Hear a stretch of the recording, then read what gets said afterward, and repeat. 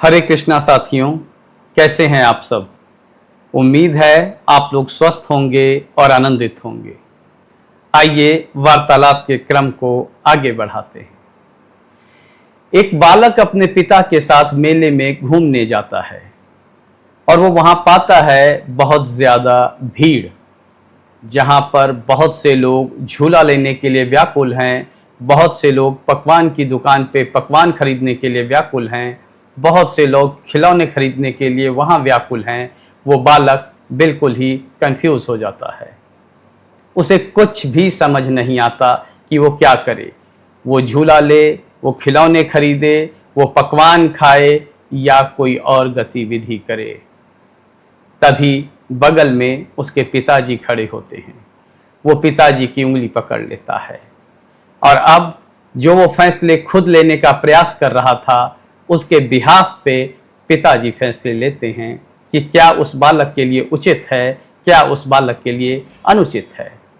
और वो बिल्कुल चिंता से मुक्त होके सिर्फ पिताजी पे विश्वास करके उनकी उंगली पकड़ लेता है और फिर वो मेले में आनंद लेता हुआ मेले के मौज लेने लगता है।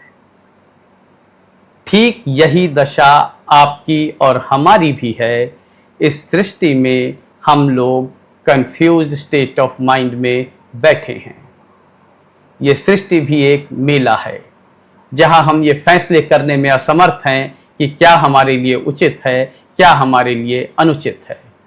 और जितना ज़्यादा हम इस फैसलों को लेने का प्रयास कर रहे हैं, हम कहीं ना कहीं कंफ्यूज हो रहे हैं और फ्रस्ट्रेट हो रहे हैं। यहाँ तक तो बात ठीक है, लेकिन उसके बाद भी हम गलती ये कर रहे हैं कि हम अपने परम पिता परमात्मा की उंगली को नहीं पकड़ रहे हैं।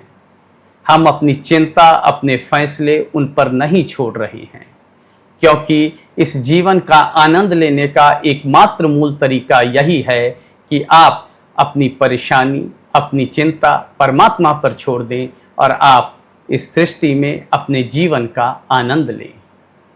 भगवद गीता के 9वें अध्याय के 22वें श्लोक में भगवान ने कहा, अनन्याश्चिन्तयन्तो माम ये जनाः पर्युपासते तेषां नित्याभियुक्तानां योगक्षेमं वहाम्यहम्। अनन्याश्चिन्तयन्तो माम ये जनाः पर्युपासते, जो लोग अनन्य भाव से सिर्फ मेरा चिंतन करते हैं, उनके योग और क्षेम की सभी परेशानियों को वहन मैं करता हूं। अब ये योग और क्षेम क्या है? योग, भगवान फैसला करते हैं कि हमारे लिए क्या उचित है, और क्षेम, जो हमने प्राप्त किया है उसकी रक्षा भी भगवान करते हैं। यानी कि सिर्फ और सिर्फ भगवान का चिंतन, ये एकमात्र ऐसा तरीका है जिसे हम ये जीवन आनंद पूर्वक जी पाएंगे। और अंत में भगवद गीता में कहा गया, सर्वधर्मान परित्यज्य मामेकं शरणं व्रज अहम त्वाम सर्व पापेभ्यो मोक्षयिष्यामि मा शुचः। कि डरने की कोई जरूरत नहीं है। सभी धर्मों का त्याग करके भगवान कह रहे हैं, एक मेरी शरण में आओ, मैं तुम्हारे सभी पापों का नाश कर दूंगा। यानी कि भगवान दोनों बात कर रहे हैं। अगर पीछे हमसे कोई अपराध हुआ है, वो भी क्षमा करेंगे। हम उनकी शरण में जाएं, वो हमें मति गति सब देंगे। सिर्फ हमें उस परम पिता परमात्मा की उंगली पकड़ने की देर है।